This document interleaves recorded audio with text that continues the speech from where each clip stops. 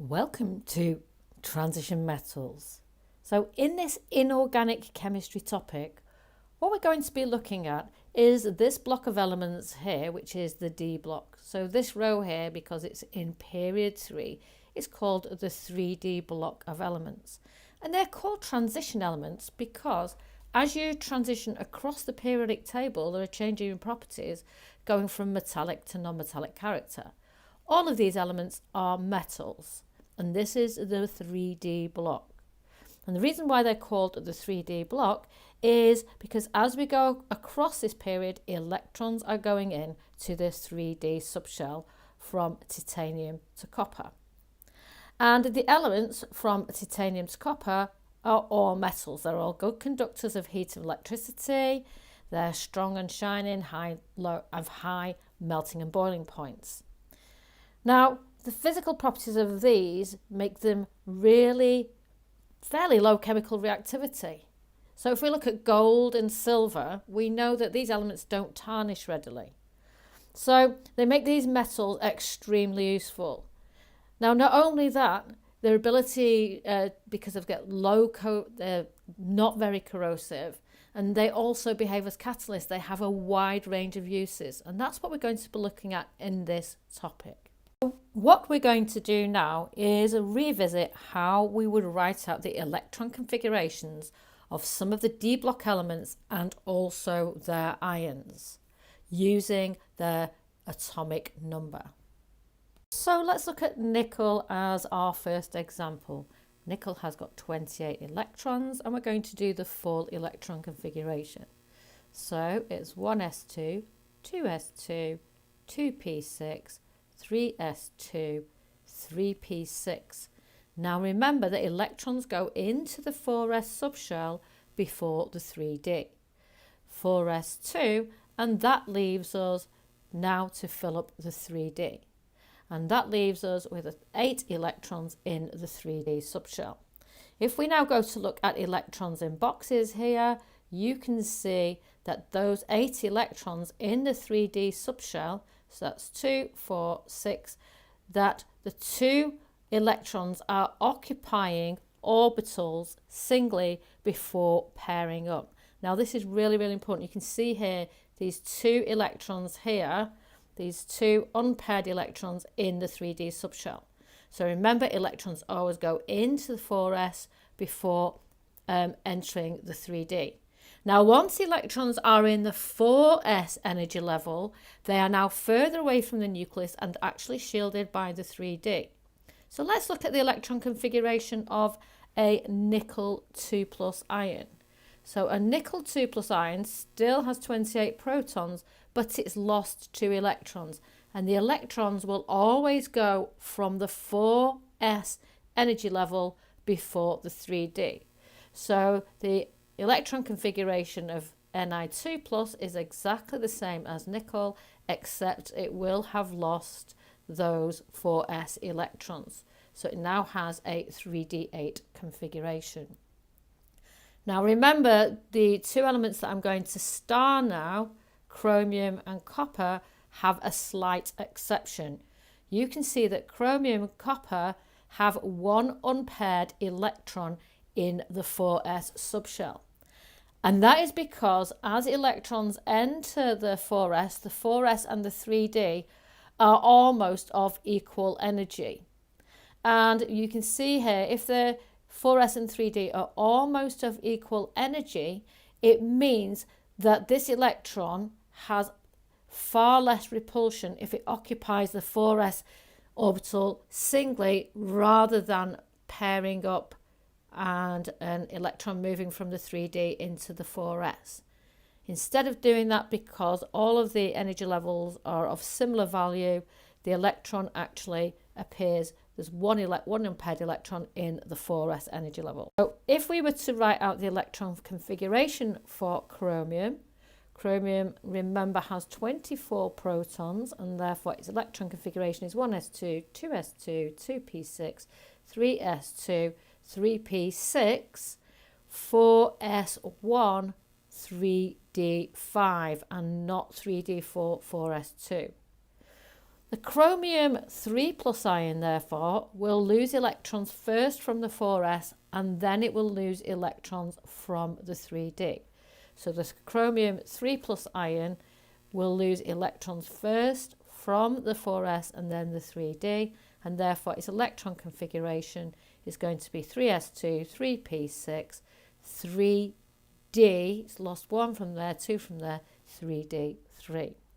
Pause the video and try and write out the electron configuration for copper and copper 2 plus ions without looking at figure 2.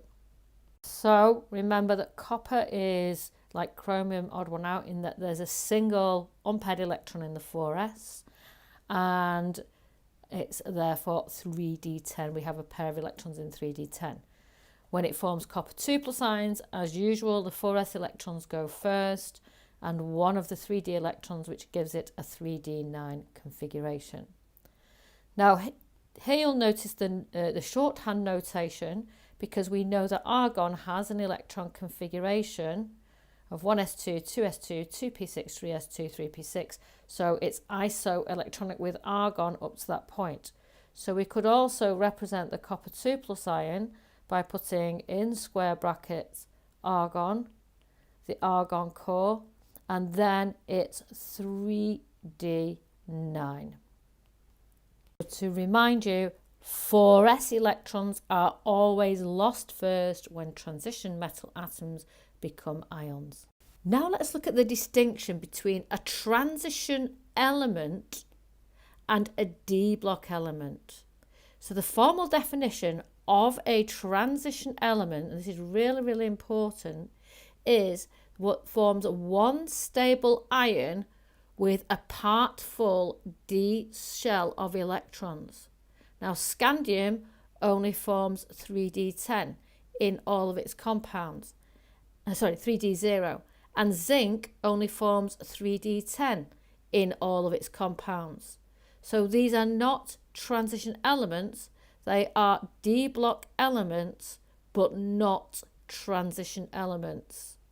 So let's now have a look at transition elements. So only the elements outlined in red, so that's the 3d2, 3d3, so 3d2, 4d2, 5d2, 6d2, only these elements outlined in red are actually transition elements.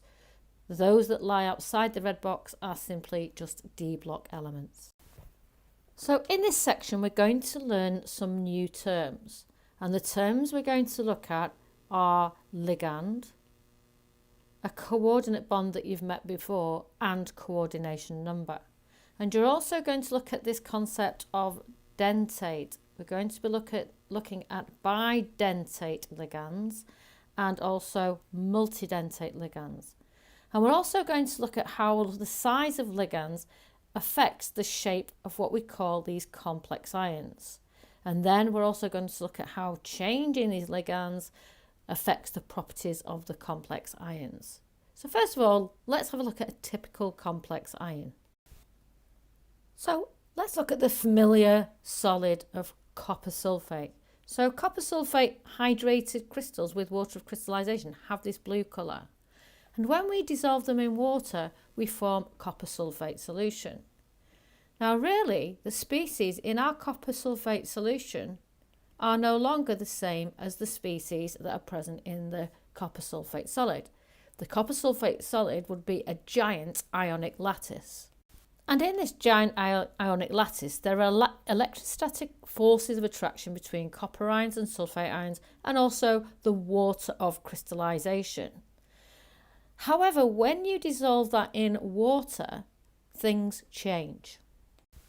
Water molecules surround the Cu2 plus ion and form these dative covalent or coordinate bonds, where a lone pair of electrons from the water molecule is donated to the central copper ion. We call the water molecule a ligand, and a ligand is a lone pair donor. Now we've met lone pair donors before in our organic chemistry. The lone pair donor that we've met before is known as a nucleophile. The nucleophile donates a pair of electrons to an electron deficient carbon atom.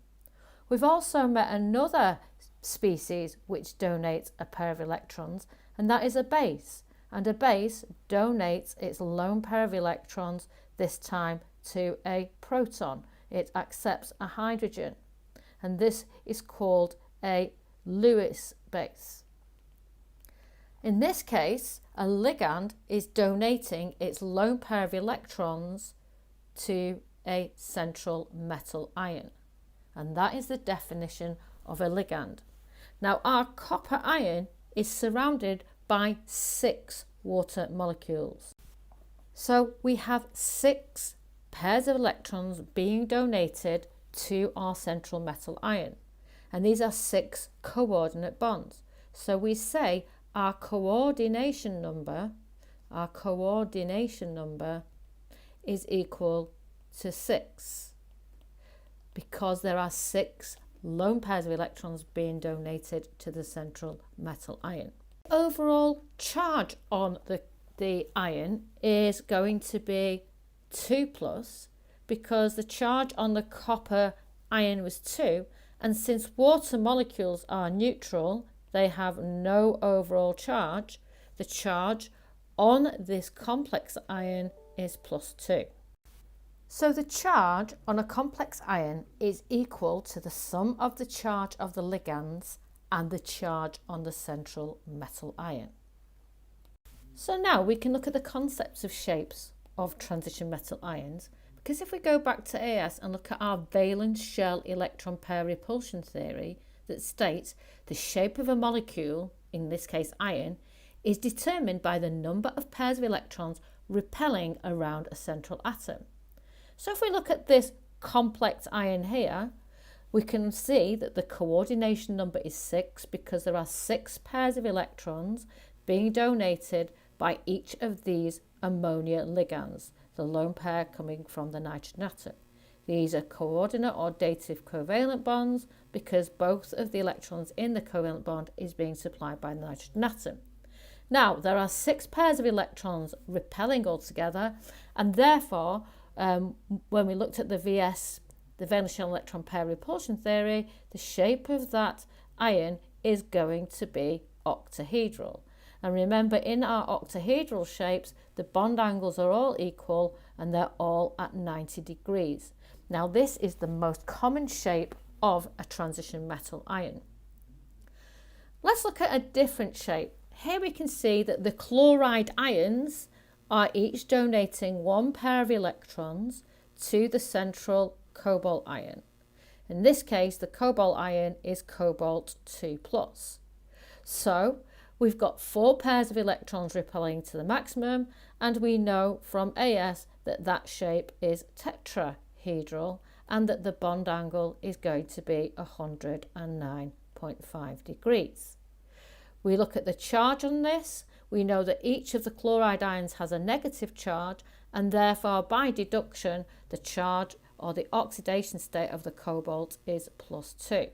So the name of this ion is tetrachlorocuprate, and then the oxidation state of the transition metal is put in brackets like that. Now, you don't need to worry about naming for AQA, but just to be able to predict the shape of this complex. Now, this third example here, we have cyanide as our ligand, and this is really, really interesting because we know that cyanide is a nucleophile, and we know that the lone pair of electrons is on the carbon atom.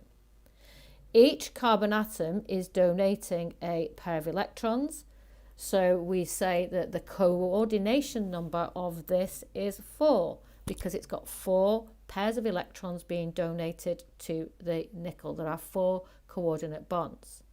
Nickel has got an oxidation state of -2, and each of the cyanide ions has a negative charge, so the overall charge on this complex is -2.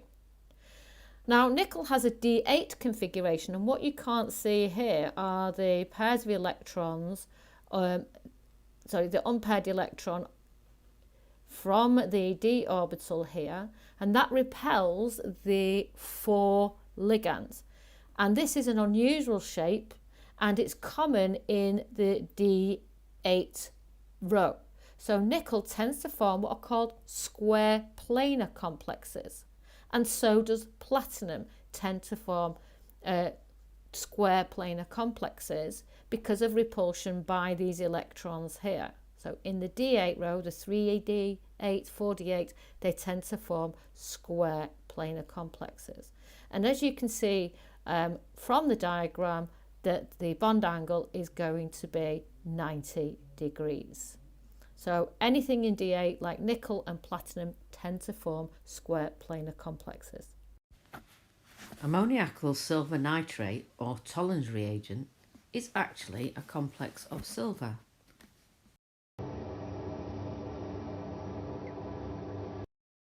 Write a balanced chemical equation for the reaction when ammoniacal silver nitrate is reduced to silver with ethanol, and then check your answer in the video. Because it's a redox reaction, you're always best to start off with two half equations. Ethanol gets oxidised to ethanoic acid, and like any redox equation, you need to balance. If we've got too much oxygen on the right hand side, we can balance that by adding water on the left hand side. We now also have an imbalance of hydrogen. There are 6 atoms of hydrogen on the left hand side, only 4 on the right hand side, so we add 2 hydrogen ions onto this side. Now we check for charge. There's no charge on the left hand side, excess of +2 on the right. We always add electrons to the most positive side, so we can see that oxidation has happened because electrons have been lost. In the reduction of silver plus ions to silver metal, we can see that there's an excess of 1 positive charge on the left hand side, so we add an electron to this side. The reducing agent is giving up 2 electrons, and so that we need to multiply the oxidizing agent by 2. And now we add the 2 equations together. Remember, electrons must cancel out on both sides before you can add the 2 half equations. And now we have a balanced equation for the reaction for the silver mirror test. So far we've considered what are called unidentate ligands. Dentate refers to the Greek word tooth. So unidentate ligands have 1 tooth or 1 lone pair of electrons that they donate to the central metal ion. Multidentate ligands have more than 1 lone pair of electrons. So examples, as it says in your textbook, are ethane 1,2-diamine or 1,2-diaminoethane. The 2 lone pairs from each of the nitrogen atoms can both be donated to a central metal ion in 1,2-diaminoethane. Often, for simplicity's sake, this ligand is given the short term name En. Another common complex ion is one we've met a lot of times in chemistry when we're doing oxidation and reduction, is ethane dioate. It's also a very powerful reducing agent. Let's take a look at the structure of ethane dioate.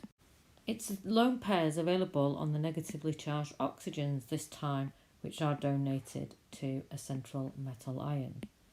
So En is an example of a neutral ligand, whereas ethane dioate you can see has got 2 negative charges.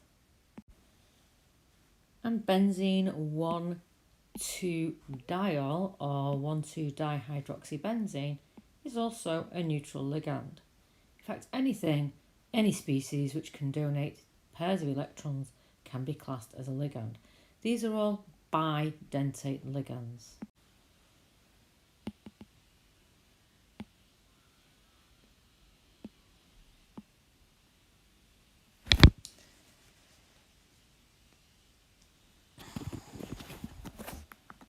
Bidentate ligands because they have 2 lone pairs of electrons or 2 bites into the transition metal.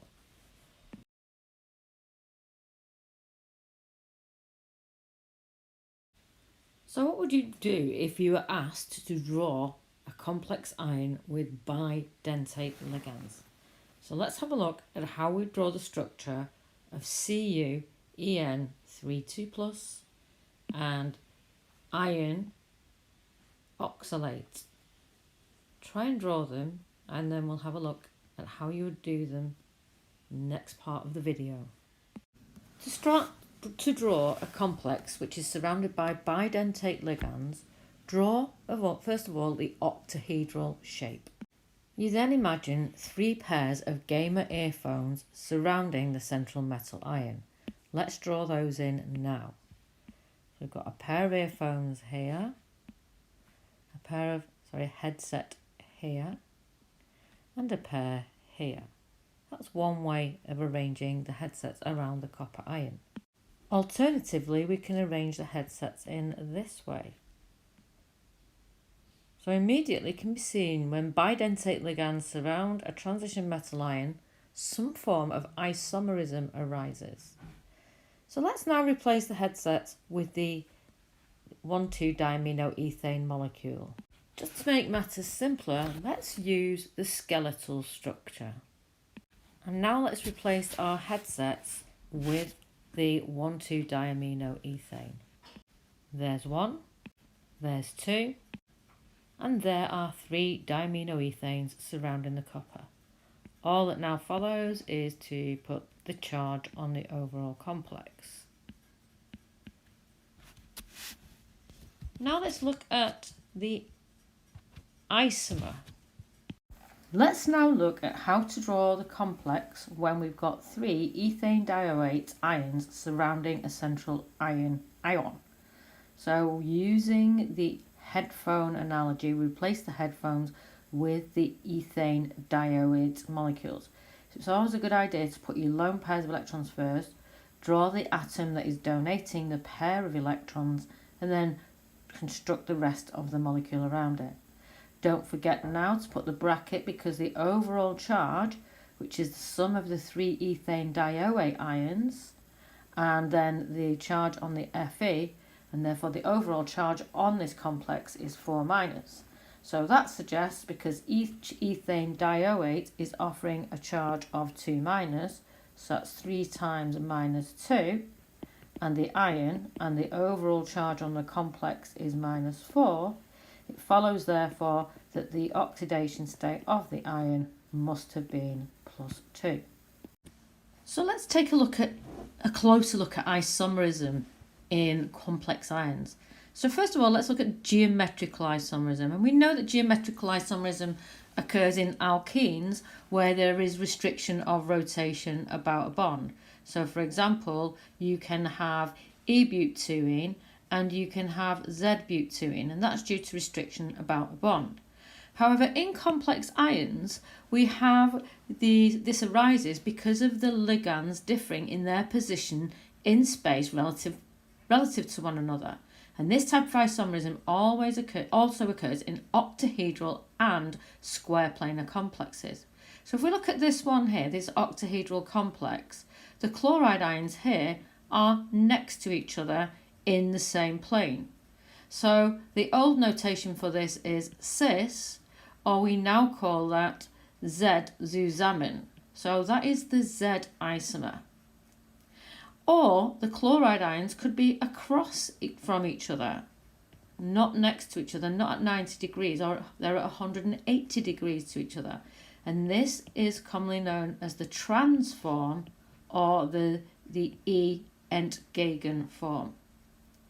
Now in square planar complexes, for example cisplatin, the chloride ions are right next to each other at 90 degrees in the complex. However, in transplatin or E-platin, which is not successful as an anti-cancer drug, you can also have different ligands surrounding a central metal ion. So here we have 2 monodentate ligands, the chloride ions, and we also have 2 bidentate ligands donating a pair of electrons each. If you were to make this in 3D, and you can use it using pipe cleaners, you end up with 2 different isomers, and these are optically active. These complexes are optically active because they are non-identical mirror images of each other. They are non-superimposable. So my next question is, what do beer, special sauce on a McDonald's Big Mac, and blue coloured shampoos like aloe vera or Revlon Aquamarine have in common? Well, if you go and look at the labels on these bottles, they all contain a chemical called EDTA. That is ethane diamino tetraacetic acid. You don't need to remember that. But basically, it's a molecule of ethane with two amine groups on either side, and joined to each of those is a molecule of ethanoic or acetic acid. Now, if we add lone pairs, we can see that this ligand is hexadentate. Let's have a look at where the lone pairs are. First of all, if we lose the protons, then each of these oxygen atoms acquires a negative charge and a lone pair of electrons. So it's the ion and not the actual acid. And the nitrogen atoms, as usual, have lone pairs of electrons. There are 6 lone pairs of electrons altogether, and therefore we say that this is a hexadentate ligand. Now, the hexadentate ligand acts as a claw and surrounds a central metal ion, with each of the lone pairs of electrons exactly at 90 degrees to each other. This claw is called the chelation or a chelate, and it's the Greek for claw, like a crab's claw, and it binds the central metal ion tightly. These are examples of ligand substitution reactions. So this is where one ligand can substitute another ligand. So here we've got one EDTA ion, which has a 4- charge, and the EDTA can substitute each one of the 6 water molecules in this hexa-aqua-copper complex. So let's simplify this reaction and then have a look in which direction the equilibrium lies. So here's the reaction again, this time using chemical formulae or structural formulae.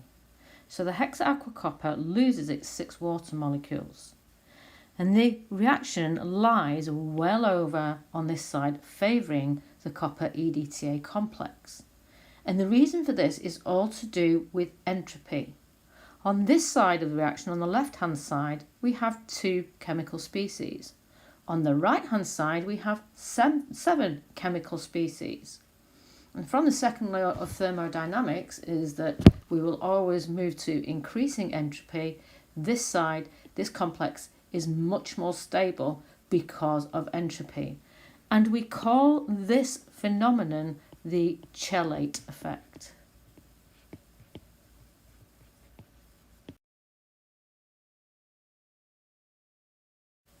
So what you're going to do now is to pause the video and practice writing ligand substitution reactions with the hexa-aqua-copper, first with En and with ethane dioate ions. So pause the video now and do that on paper.